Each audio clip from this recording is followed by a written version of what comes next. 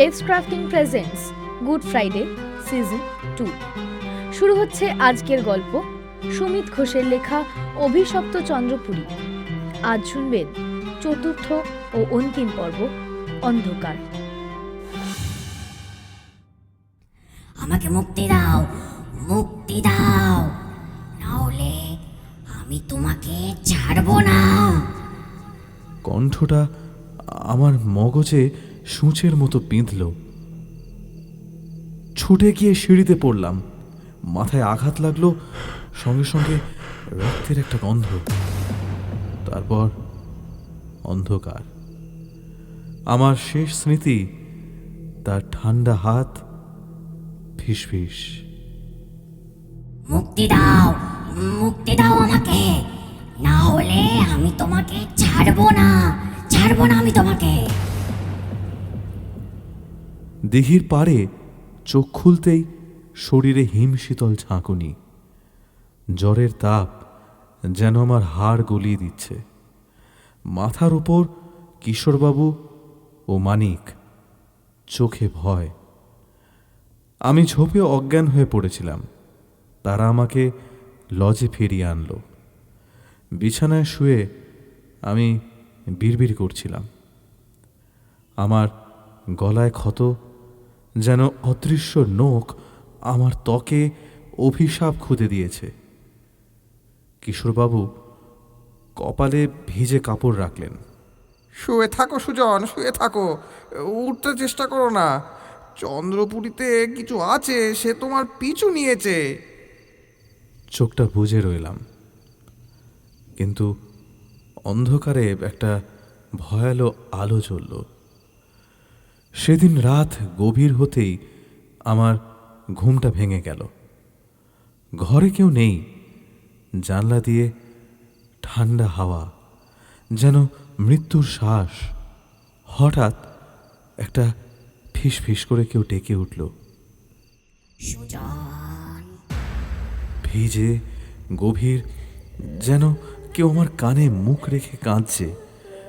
চোখ খুললাম, ঘর অন্ধকার, কিন্তু জানলায় একটা ছায়া, লম্বা চুলে ঢাকা। উঠতে গেলাম, কিন্তু শরীরটা বেশ ভারী লাগলো, যেন অদৃশ্য হাত আমাকে চেপে ধরেছে। ছায়াটা আস্তে আস্তে এগিয়ে এলো। পায়ের কোনো শব্দ নেই, শুধু মেঝেতে কালো জলের দাগ, পচা, দুর্গন্ধময়। নাকে নাকে একটা ঝাপটা দিল। দিঘির শ্যাওলা আর পচা মাংস। আমাকে মুক্তি দাও, মুক্তি দাও। কণ্ঠটা আমার মাথায় প্রবেশ করলো, যেন হাজার সূঁচ বিঁধছে। চোখটা বন্ধ করলাম, কিন্তু অন্ধকারে নলিনীর মুখ, চোখ শূন্য, মুখে রক্ত এবং হাতটা বাড়ানো। জানলার খড়খড়িগুলো হঠাৎ কেঁপে উঠল, যেন কেউ ধাক্কা দিচ্ছে। গগনভেদী এক কর্কশ হাসি।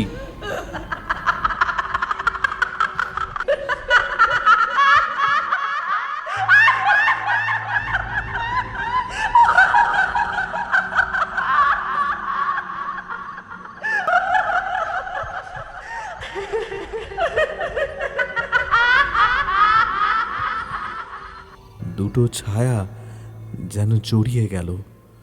কালো ধোঁয়া আর রক্তের ফোঁটা বাতাসে ছড়ালো। বিছানায় আমি কোনো রকমে উঠে বসলাম।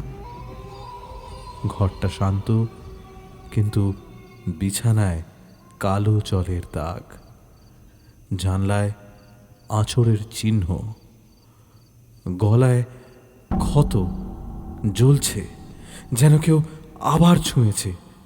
ভোরবেলা মানিক এলো। তার মুখ ফ্যাকাশে। তুমি রাতে চিৎকার করছিলে? তোমার গলার দাগ গাঢ় হয়েছে অনেক। ও ও ও আমাকে ও আমাকে ছাড়বে না। আমার দাদাও এমন বলতো, জানো, চন্দ্রপুরীতে কিছু আছে, মানুষকে পাগল করে দেয়। আমার মাথাটা ঝিমঝিম করল। এ কি স্বপ্ন, না অভিশাপ আমার ভেতরে ঢুকেছে? আমাকে দিঘির ধার থেকে অজ্ঞান অবস্থায় লজে ফিরিয়ে আনার পর থেকে জ্বর কিছুতেই কমছে না। শরীরে জ্বরের আগুন জ্বলছে, শিরায় শিরায় যেন বিষ ছড়িয়ে পড়ছে। গলায় একটা গাঢ় লাল দাগ, যেন অদৃশ্য আঙুলগুলো আমার ত্বকে গভীর অভিশাপ খুদে রেখেছে। সেদিন রাতে নাকি আমি ঘুমের মধ্যে চিৎকার করেছি। ভাঙা অমানসিক কণ্ঠে যেন আমার ভেতর থেকে কোনো অতৃপ্ত আত্মা আর্তনাদ করেছে। আমার মুখ থেকে শুধু বেরিয়েছিল, বাড়িতে খবর দিও না, বাড়িতে খবর দিও না। পরদিন সকালে কিশোরবাবু ভয়ে কাঁপতে কাঁপতে স্থানীয় তান্ত্রিককে ডাক দিলেন। দুপুরের দিকে তিনি এলেন। শঙ্কর মহারাজ, লম্বা, সুস্বাস্থ্য, মাথায় পাগড়ি, গায়ে রক্তলাল আলখাল্লা যেন তাজা রক্তে রঞ্জিত, কপালে সিঁদুরের ফোঁটা যেন জ্বলন্ত আগুনের চিহ্ন, চোখে তীক্ষ্ণ দৃষ্টি যেন অলৌকিকের গভীরে প্রবেশ করতে পারে। গলায় রুদ্রাক্ষের একটা মালা ঝুলছে, হাতে মরচে পড়া ত্রিশূল, তার ডগায় শুকনো রক্তের দাগ, যেন অতীতের হত্যার সাক্ষী। তিনি আমার গলার দাগ দেখে গম্ভীর গলায় বললেন, এই অভিশাপ থেকে মুক্তি পেতে হলে আত্মা মুক্তির হোমযজ্ঞ করতে হবে। প্রেত শান্তির একমাত্র পথ এটি, আর এটি হবে রটন্তী কালী পুজোর রাতে, যখন কালী মন্দিরে শক্তির জাগরণ ঘটে। তার কথায় আমার শির দ্বারায় শিহরণ জাগল। কাকতালীয়ভাবে চন্দ্রপুরীতে আমার সেই ভয়ঙ্কর অভিজ্ঞতার ঠিক দুদিন পরই রটন্তী কালী পুজোর রাত এসে পড়ল। এই দুদিনে জ্বর আর আতঙ্কের ধাক্কা কাটিয়ে আমি কিছুটা সুস্থ হয়েছি। শরীরে শক্তি ফিরেছে, মনটাও খানিকটা হালকা। যদিও গলার দাগটা প্রতি রাতেই জ্বলছে, আর সেই ফিসফিস আমার কানে বারবার বাজছে। আমি ঠিক করলাম এই আত্মামুক্তির হোমযজ্ঞে অংশ নেব, কিন্তু মনে একটা প্রশ্ন কাঁপছে, এই সময়টা কি সত্যিই কাকতালীয়, নাকি কোনো অদৃশ্য শক্তি আমাকে এই রাতের দিকে টেনে নিয়ে যাচ্ছে? রটন্তী কালী পুজোর রাত নামল। অমাবস্যার ঘন কালো অন্ধকারে চারপাশ গ্রাস করল, যেন আকাশ নিজেই মৃত্যুর চাদরে ঢেকে গেছে। দূরে কালী মন্দির থেকে ঢাকের গম্ভীর শব্দ ভেসে আসছে, ধীর, গভীর, যেন মাটির নিচ থেকে কোনো প্রাচীন শক্তি জেগে উঠছে। শঙ্কর মহারাজ আমাকে নিয়ে দিঘির পাড়ে পৌঁছলেন। এই যজ্ঞে আমরা দুজন ছাড়া আর কেউ থাকবে না। অন্য কেউ থাকলে প্রেত শক্তি তাদেরকে গ্রাস করবে। কিশোরবাবু জোগাড় করে গ্রামে ফিরে গেছেন। দিঘির ধারে বেলকাঠের চিতা জ্বালানো হলো।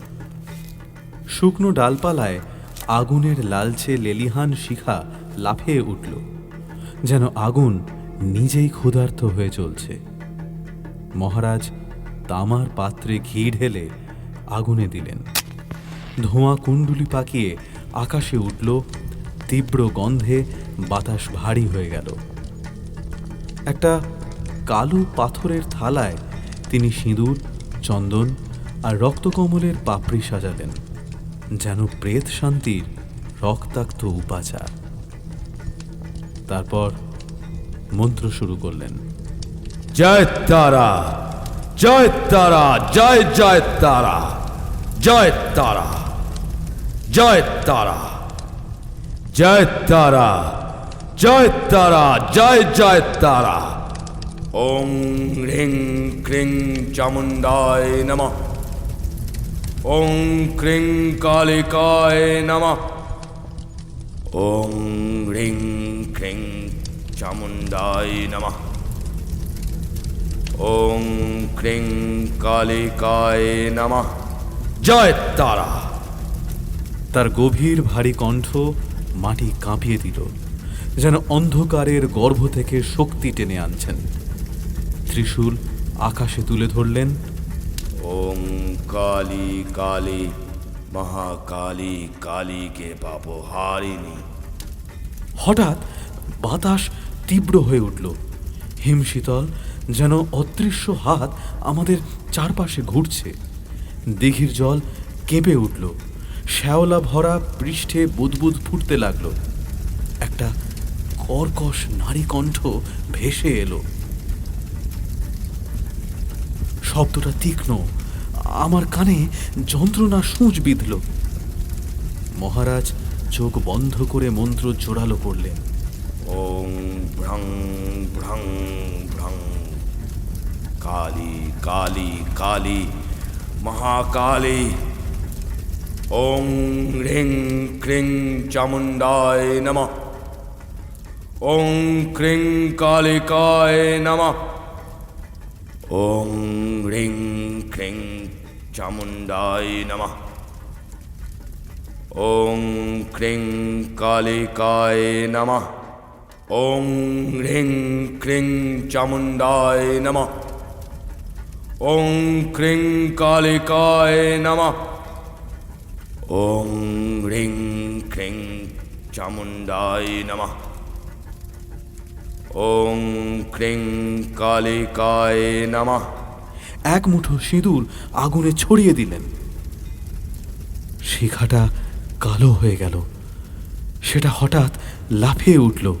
ধোঁয়ায় যেন অশরীরী মুখের আকৃতি ফুটে উঠল। দিঘির জল ফেটে এক ভয়ঙ্কর অবয়ব উঠে এলো। নলিনী। তার চোখ শূন্য, কালো গহ্বরের মতো, যেন আমার আত্মা তাতে ডুবে যাচ্ছে। মুখে রক্তের দাগ, ঠোঁট ফাটা, চুল থেকে পচা জল ঝরছে, যেন দিঘির গভীর থেকে তাকে টেনে তোলা হয়েছে। ওই আদিত্য নারায়ণ আমাকে বন্দি করেছিল। একটা অন্ধকার কুঠুরিতে আমাকে আটকে অত্যাচার করত। আমি কিঙ্করকে ভালোবাসতাম, কিন্তু ওই শয়তান আমাকে তলোয়ার দিয়ে কুপিয়ে কুপিয়ে গলায় দড়ি দিয়ে পাথরে বেঁধে ওই জলে ডুবিয়ে দিল। আমার আত্মা বন্দি। আমি শান্তি চাই, আমি শান্তি চাই, আমি শান্তি চাই, আমি শান্তি চাই।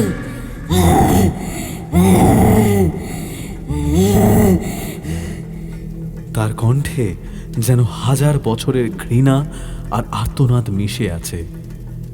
তার চারপাশে কালো ধোঁয়া পাক খেয়ে উঠল।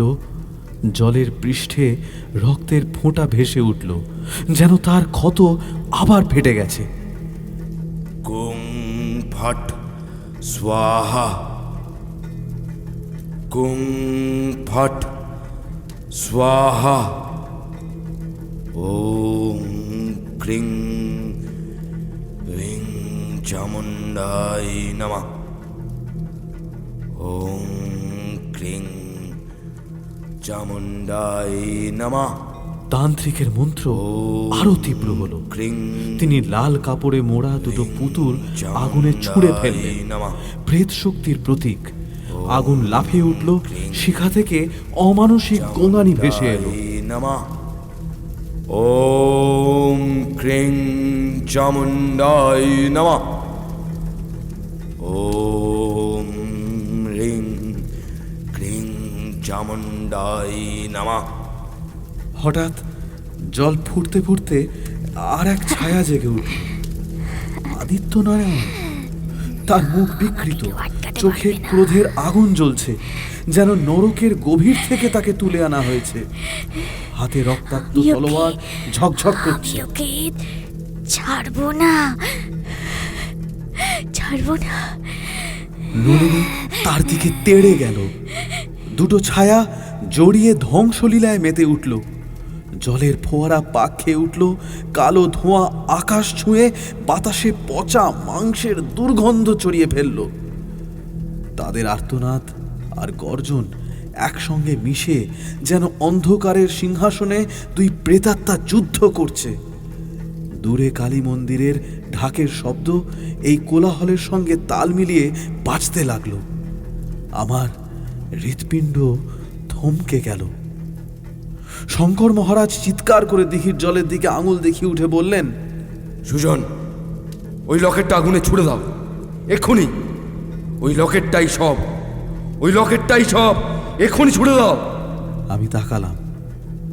দিঘির জল থেকে সোনার লকেট ভেসে উঠেছে। তার পাথরের ঝিলিক যেন রক্তে লাল হয়ে জ্বলছে। আমি কাঁপতে কাঁপতে হাতটা বাড়ালাম।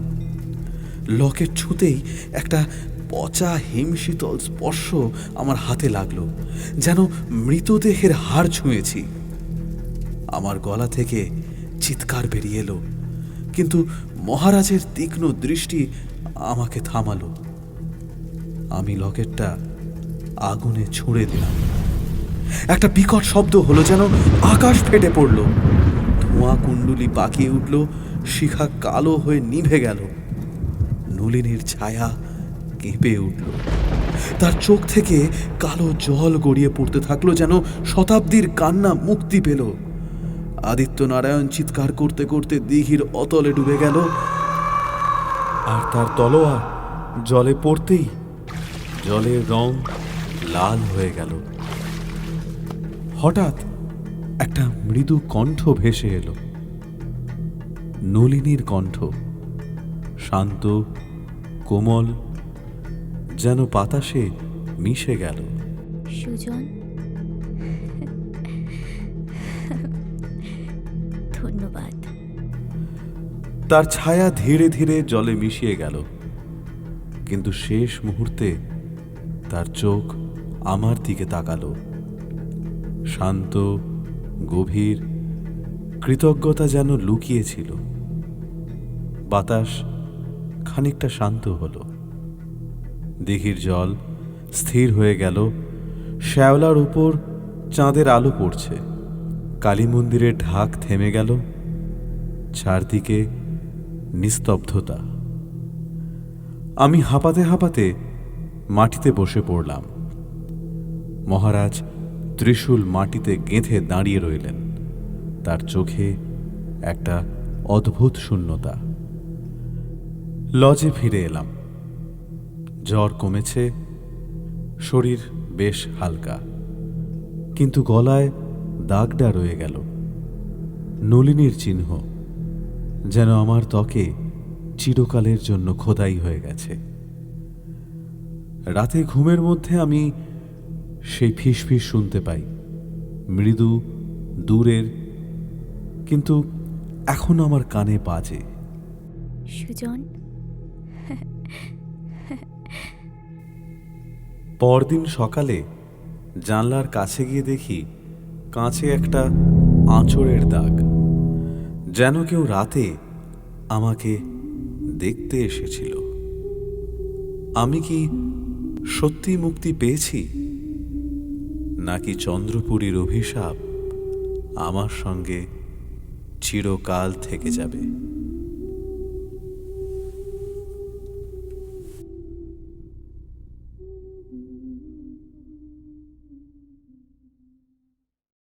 শেষ হলো আজকের গল্প অভিশপ্ত চন্দ্রপুরী, চতুর্থ পর্ব, অন্ধকার।